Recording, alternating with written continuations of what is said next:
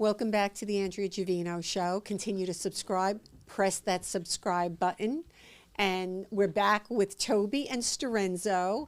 And we're talking about today nightlife in New York City, what it was like, the clubs, the scenes. You were a bouncer. And give us an idea. Well, why don't we start out with Storenzo? All right, give us an me, idea. Why? I mean, she was in the 70s. I came after. You know what? She knows the disco era. Were you in the 70s or the 80s? I was in Late 70s, early 80s. So I started in 78, 79. I was like John Travolta, 90s yeah. So 90s. listen, being that you're a couple of years older than Storenzo, why don't we start out with you? Okay. And tell us about, I mean, you were hanging in the clubs with big-time gangsters. John yeah. Gotti was one of your good friends. Oh, yes. Oh, yes. So why don't you tell us about that? Well, I think even before John Gotti, just going to the clubs in Brooklyn, you know, a lot of Brooklyn clubs. Tell us the names of the clubs, the nightlife. One of the names of the clubs was Revelations. Was on 4th Avenue and I believe 85th Street. And then there was Pastels. There was, I can't think back, Reflections. Bentley's. Bentley's 101. 101.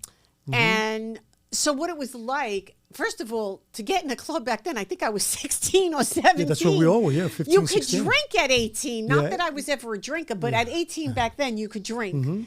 And I don't know, those days with the Bee Gees and John Travolta and all that music was just amazing, like going and having fun in the clubs. And I, at that time, I hung around even street guys. I met your father that's how I met him, in a club,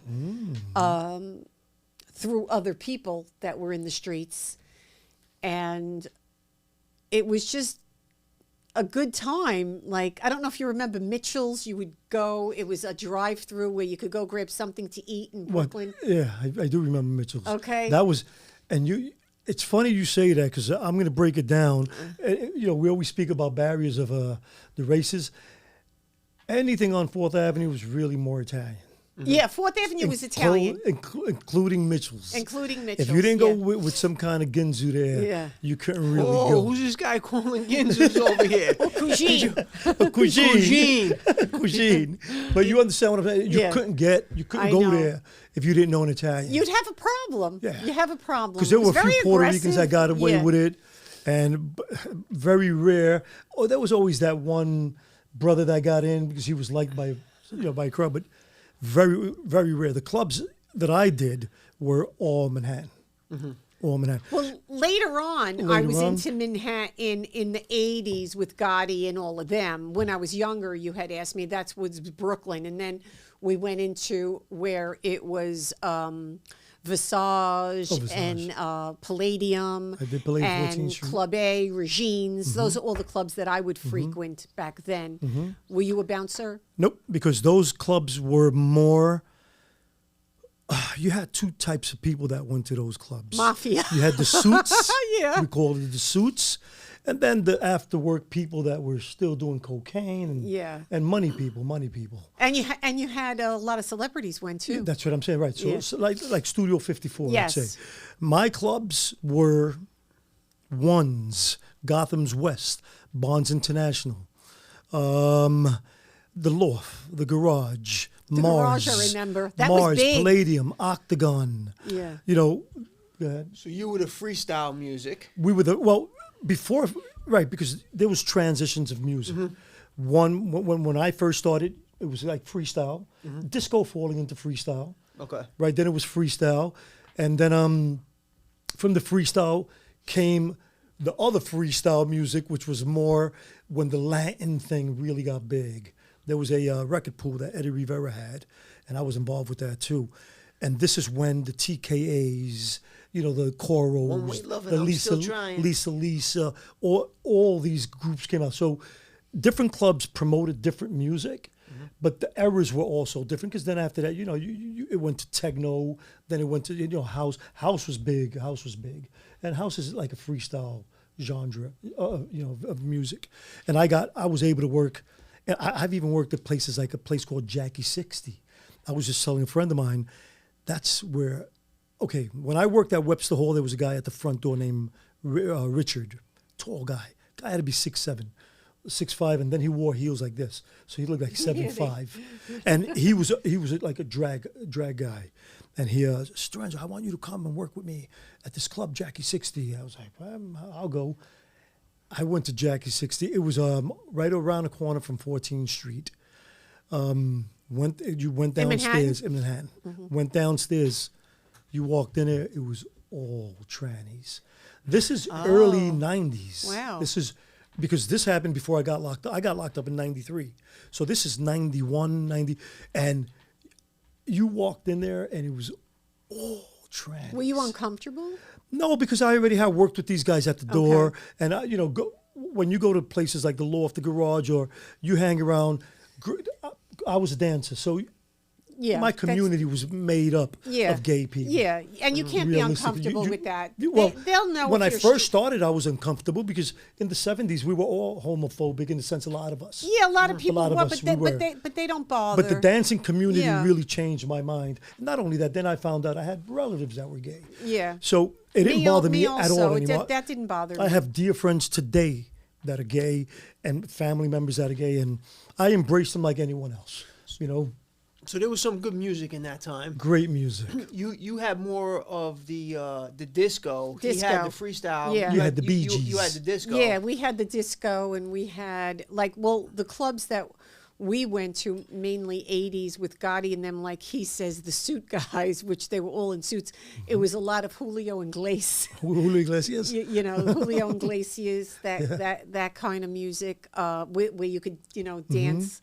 Like Did you dance? Oh, I'm a dancer. Oh, you are? Yeah, I love to dance. Did you know that, Toby? Yes. Yeah, I dance now in my backyard. Okay, Yes, I'm a dancer. Okay. I never did drugs and I never drank, so I would get my anxiety or whatever out on the dance floor. I got it from my mom. My mom was basically, a dancer. I always danced. My mother was a singer / home dancer, but every Saturday cleaned the house. My mom was dancing. Yeah, me too. My father, I don't think I ever seen him dance. He has 2 left feet. I love dancing. So I'm not the dancer. I'm the guy just hanging out, bobbing his head, listening to the good music. You don't dance? No, I'm not a dancer. Oh, I love to dance. Very minimal. Yeah. I dance, I think, every morning. I'll put the music on while I'm working out, and I put like the oldies on and stuff like that. I'll tell you what we did. This is before I was a bouncer. When we went out to clubs, we would go. It would start Wednesday until Sunday, right? Partying. Okay. So Wednesdays we would meet up at Washington Square Park. Okay. From there we would go to Gotham's West, the Ones, get back up, go home, brush your teeth. Thursday night, find the next club. Wow. Friday nights came. You went to whatever club you went to, Bonds. From there we went straight to Basics. Basics is Brighton Beach. Right. And we were all hanging out there, sleeping under the boardwalk until the sun came out in the morning, hanging out, drinking. And then from there, shower in the showers in the beach. Oh, my goodness. And go back out clubbing Sunday mornings. Then from the club, Sunday mornings, not even go home, go straight to the fountain in Central Park. What type of cocaine were you? Were you on some special type of cocaine that kept you up for several days at a time?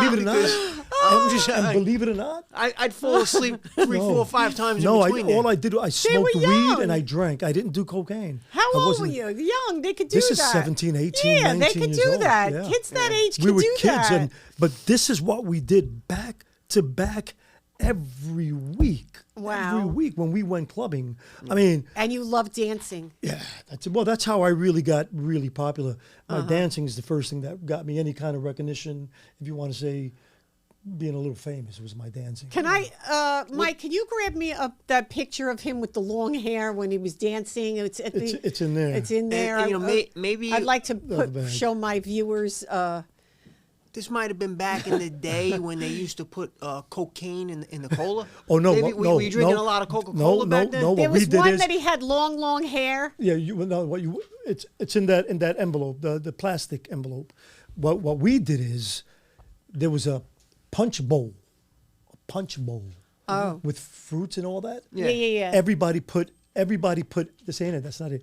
Everybody put acid in the punch bowl. Oh shit! So you drank out of that punch bowl, and you had energy for days. Like this ain't it. What was in it? This other match. Could you get that? I don't know. It's the punch that I'm not It's drinking. the mescaline. Mescaline it was? Yeah, it was acid. Well, back Acid. then, that was a big drug. Oh, that was a Mescaline. huge drug. Yeah, Yeah. I remember a lot of people used to take, they used to say, I'm taking meth. Where's the one that we have that I was actually dancing? Hold on. There's one here that I have with my dancing. I think it's here. It might not be here. It might be another one. So while he's looking well, for that, yeah. you used to hang out in Club- Club A, Yeah. pastels, Pastel. regimes, Yes. a lot of that dance, pop, Visage. gangsters. So a lot of the gangsters in the suits, they'd walk in the clubs. Oh, my God. It was really, and a lot of them, it was a lot of them weren't dancing. They just kind of. oh, no, they just, a lot of them aren't dances. Like Gotti, I never seen dance. A lot of them didn't dance. Look, Mark Ryder was These a are dancer. dance pictures, right before my hair. And then when I was dancing was, damn, they're not going to find it. But that was when I was dancing. Yeah. That was when I was dancing. These, still dancing, but in my biker days. Right. Let me You know what see. I'm saying? Can we... Still dancing, but in my biker days. But I'm trying. The other ones with me Can actually my dancing, you're audience not see going to find this? it. You're not going to find Yeah. it. So And then this is Storenzo. How old were you here, Storenzo? Oh, early 20s there. That's when he was a biker and a dancer, too. I was still dancing, but not as much in that picture, but in those pictures. And then I have the other ones. I don't know what the hell they're in there, but you're not going to find them. Mike, you're not going to He's find them. dancing. We'll show them some other time. Yeah. I just wanted to show the audience that. And it's funny because, right, being a biker, I would still go out clubbing. Yeah, well, why I would not? still go, and a lot of guys did, but I remember always being embarrassed, like saying, "Oh my God, if these biker guys, they know that I'm this Because type of a lot dancer, of bikers, they're gonna make when fun I hear of me." bikers, Yeah. I think rugged. Right. They're like a Harley Davidson But biker. not the inner city bikers. We're different. You know, inner city bikers come from the black community and the brown, black, Hispanic community. Okay. So this is why, you know, when you speak about, like, when you see guys from Zulu Nation, you know, people think of a gang with all these gangs from the Bronx and from Brooklyn. A lot of these guys veered off. And remember when I said about the sweater gangs? Yes. The sweater gangs started as dancing clubs, but Okay. then a lot of them became outlaw clubs. Okay. Because they still had guys in it that were outlaws and they were involved with the sweater gangs. But the sweater gangs really also was big, you know, in Brooklyn you had Dancing Express, you had all kind of a Just Begun crew, all these sweater gangs, you know, and that was what I was saying to you about, you know, with the gangs and the dancing had in common. Now, people would want to go to the club. You're a guy that's a famous dancer, right? A famous club dancer. You're known in the city. You know, people know you. Mm-hmm. They want to go to the club to hang and basically see you dancing in the club. So that just by your presence being there, the flock is going to come because, you know, a couple of these big cats, like with the big names known for dancing on the streets and stuff like that, like yourself, I'm assuming they're all going to flock and pack the clubs. Before I started actually bouncing, the drug dealers that I'm telling you, the ones that did a lot of time, they used to pick me up just to go with me to the clubs because I had the connections in the clubs, whether it be the girls, the drinks, or getting in without waiting on any line. Yeah. Yeah, So that's- before I was a bouncer, I was getting into clubs for free all the That's time. how I was. All I the never time. paid to get in a I club. would walk to the front guy would say, "Store how many? 6, 4, 3. I'd always get into clubs. Yeah. Always get into clubs. Because the club wants you in there because you're drawing bringing a the beat, crowd. right, you're drawing the You're crowd. some level of Right. entertainment. Right. And, you know, when I was doing it, that's when the dancing became competitive because you had the street dancers, you know, whether it be loft, whether it be breaking, whether it be, you know, so there were different levels of that. And then even with the house and the freestyle, you always saw what we used to call a circle. Today they call it a cipher. And the circles is where you wanted to go to see who was top notch. Right. You know, and that's why these promoters are smart and let the right people in. Yeah. Because then you're the one that brought other people in to come in. The Funhouse was... Funhouse, I remember. That's it. Half Italian, half Puerto Rican. Now, the fun house was where? In Brooklyn? No, that was in Manhattan. Manhattan? That was in Okay. 26th Street or 20-something Yeah. Street. And then it became Heartbreak. But the Funhouse, that's where Jelly Bean is from. And that's where he made his mark. And half Italian and half Puerto Rican. And I remember I was out God, it had to be like 40 years ago because Keith is going to be 36, and it was before I had Keith. It was club you go downstairs. It was called the China Club. Oh, China Club. Yeah, I remember the China Club. And Yeah. I went there, and the actor, what's his name?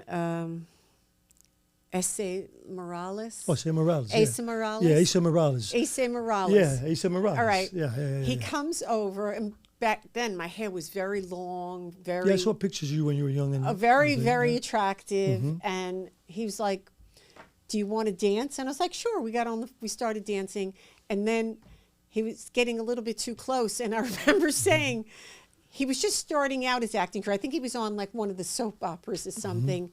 And I remember saying to him, you know, no, like pushing him away. He goes, "Well, what am I getting a little bit too close?" Yeah, because I was with wise guys, and I didn't want like them to start like this, because he was a kid back then, you know. They would have hurt him. And they were put a like hurting on him. watching, like, you know, is there a problem? Because there was another incident. I was in a club, Visage, and I was with, again, street guys, wise guys, and one guy, you know, he was a limo driver. He was supposed to take me home, and back then everybody had limos. I remember. And the limo driver he was at the bar and he kept drinking, and I'm not somebody that stayed out late. I said I wanted to go home. So I go over and tell, you know, the wise guy, which was Allie Shades, which was a boss at the time. I said, "Allie," because he's the one that got me the limo. The driver, he's at the bar. I want to go home. He cracked him in the face. And now he goes, "Take her home." Wait, now I got to get in the car with him. And they didn't have cell phones back then. So now I'm really uncomfortable. That's horrible. It was horrible for me. That's what I'm saying. So now I'm sitting in the back of the car, and Allie just said to me, he goes, "Just call me when you get home. Call the club and tell them to put me on, so I know you got home." But which I knew I'd get home okay, because they're afraid of them. But the guy was drinking. He's driving me home, and he just got slapped by a wise guy. That's and he couldn't do anything about it. There's nothing you could do about it. Nothing you could do about so it. there's a lot of stories, about clubs. Yeah, there's so many. I mean, we've had a lot, and like you said, celebrities were huge. Oh yeah, celebrities. You know, there was the VIP section. I had was always seen huge. Raquel Welch in Club A. So many, you know, that would frequent the clubs, the celebrities. Yeah, so it's a big thing. And speaking of the VIP section, to get in the VIP or to get a table now, these days. Oh, they got to buy in the a club, tables. It's a minimum of 10,000. Well, 500 per bottle. And you have to, or 1,000 per bottle, and you got to buy a certain amount of bottles. To get, I think it's 10,000. I'm glad I don't go out. No, it I'm glad it depends on so where. Not everybody it's not can always afford 10,000. 10,000. It's per bottle. So, you know, per bottle. the point that I'm making, depending on the club, it could be a couple of thousand, it could be over 10,000 to go out for the night with a small group of people, grab a few bottles, have a few drinks.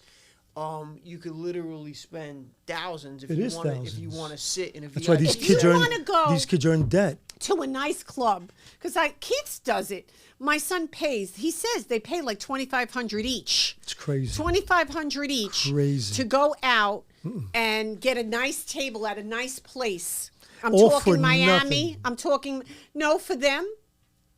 It's the ambiance. It's the show. It's the showy. It's the showy. You know, we're sitting at the bottle service. Because they're giving you a $14 bottle of Moet most of the time. and the girls are coming over with the with the thing. sparkle thing, and it's so stupid. Really, I go, really, stupid. you really need to do this, but they have It's to so learn. stupid. And it's just to get in if you're not spending that money, you're spending $50 to get in. Oh yeah, and it's $18 a drink. Oh yeah, it's crazy. It's crazy. It's crazy. And or $12 a beer. I need a 6-pack for me to get a buzz. Imagine what, and then I got to buy you a drink and tip. Forget about it. You'll go broke. I don't go out anymore. I haven't gone out in years. I have my own lounge in Brooklyn, in my little spot in Brooklyn that I do. I get my people together, and that's what I do. I don't do anything. I haven't been out in years. Well, with that, we'll close out. Yes, but we will. I would like to say again to the audience, really stay tuned in watching this guy Storenzo Thank you. podcast coming, documentary in the makings, bringing together all of what to light about the Puerto Rican culture. Thank you so much, Andrew. So Thank we you. will see you next time. Subscribe. Thank you, Jesus, and Hit that button. Hit that keep button. telling you That people. button. The button. See, Thank he's you. saying Hit it that now. button. Hit hit that button. God bless. God bless.